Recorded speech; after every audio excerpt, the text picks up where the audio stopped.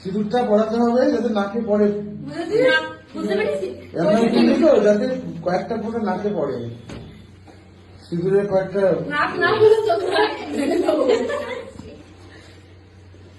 তিনবার পড়া কিন্তু।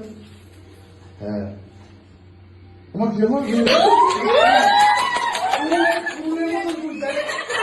এরকম থাকে দাঁড়ির মতন। হ্যাঁ হ্যাঁ শিখবে তো শিখবে।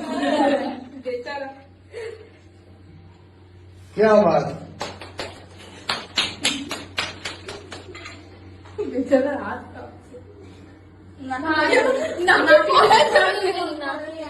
নাকে পড়েনি কেন? তিনবারই পড়ায়। ব্যাস ব্যাস।